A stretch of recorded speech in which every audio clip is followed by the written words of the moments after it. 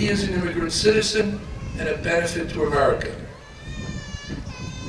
The history of the process of immigration and the future of it has been studied. Bear with me as I become academic for a moment, because the points are important. There have been different approaches to immigration over the course of American history.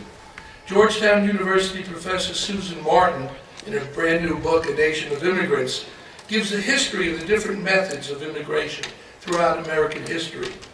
The best one is the way that welcomes all immigrants and gives them a path to citizenship. The immigration of America can be divided into three parts in its history. The first part was from 1660 to 1900. The doors were wide open for people to come and invent America. Go west, young man, and build that country. This was sometimes done with greatness, and sometimes with ruthless cruelty. From 1900 to 1930, the doors were open for people to come and labor and build the industries and factories of the industrial age. That is when the masses and my grandparents came through Ellis Island from Europe. The wonderful Statue of Liberty in New York City Harbor has a plaque that says, quote, "Bring me your poor, your tired, your huddled masses, yearning to be free." We could also add, "Bring me the people to fill my factories and farms and ranches and build a new country." But from 1930 on, the immigration policy of the United States has been basically to worry about jobs and not let too many people in. Only let in a few for fear that there won't be enough work. Well, the statistics and the new numbers from the census data have been studied by a man named George Friedman, who's a leading intelligence and economic forecaster. He's one of the people that everyone in government and New York City finance read every day. And he wrote a fantastic book called The Next 100 Years. Friedman says the most important fact of the 21st century is the end of the population explosion. Today, developed countries like the United States see the problem is keeping immigrants out. Later, in the first half of the 21st century, the problem will be persuading people to come here. The second important factor affecting the wealthy nations is the decline in infant mortality and the increase in life expectancy. These two statistics are changing the developed world. Life expectancy is increasing dramatically, but the childbirth rate is going down. People are living longer, but fewer babies are being born. That means the population of these countries is getting older. According to the CIA World Factbook, 1 out of 4 of the Japanese population today is over 65. By 2050, half of the Japanese will be 65 years or older. In Europe, 20% are now over 65. 40% by 2050. But in the United States, only 13% of Americans are over 65. Our life expectancy now is 80 years. Our birth rate is barely at replacement level. We're getting older, and yet our population stays young. Why? 1 in 4 people in America are now under 18. How is that possible? Immigration. Immigration revitalizes our country. Immigrants have more children, and we are younger. What does this mean in practical terms? In 1970, there were 5 workers in the United States for every Social Security beneficiary. Now there are 4. By 2050, it will take 2.5 workers. 2.5 workers will have to pay for 1 beneficiary. But Japan, which has no immigration system and doesn't let immigrants in, and Europe, which has very few paths to citizenship, their rates are frightening. By 2050, every worker in Japan will have to support 1 retired person by themselves. Wealthy nations must deal with the unprecedented aging of their population. By 2050, there will be more Americans aged 60 or over than those below 15.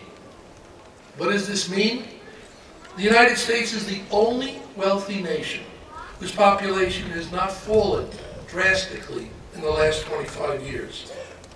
So by 2050, Friedman says, we will send teams out to find immigrants and pay them to come to the United States.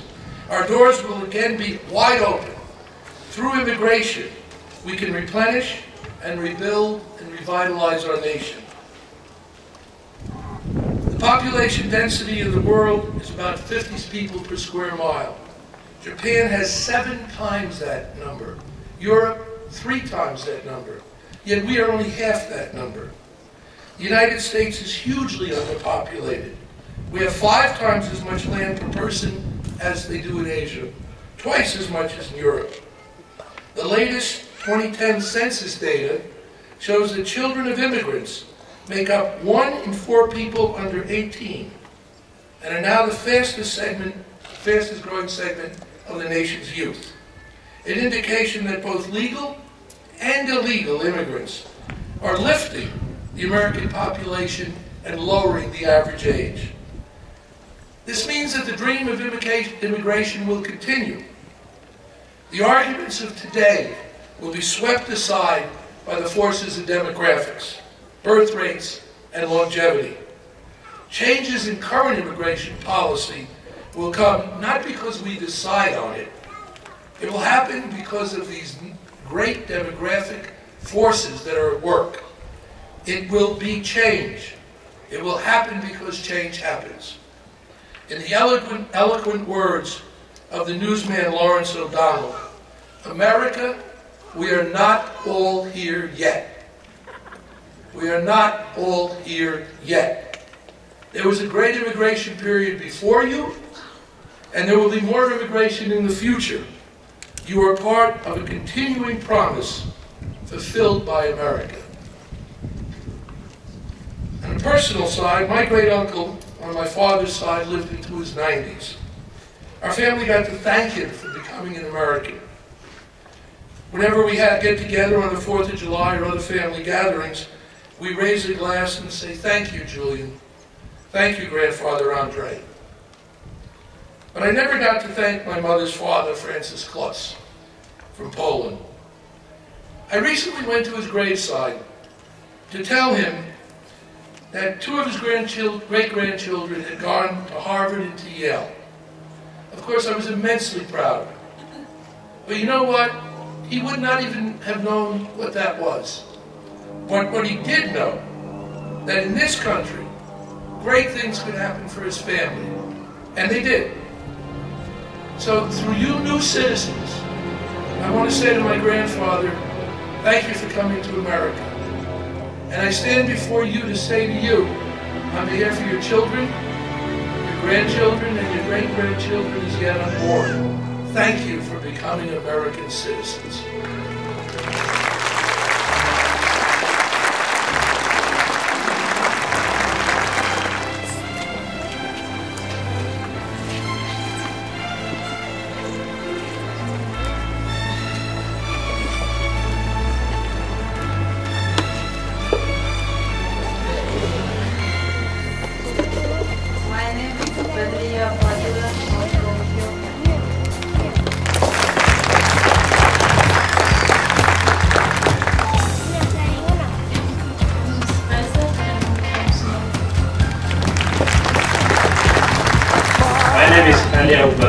I'm from Ethiopia.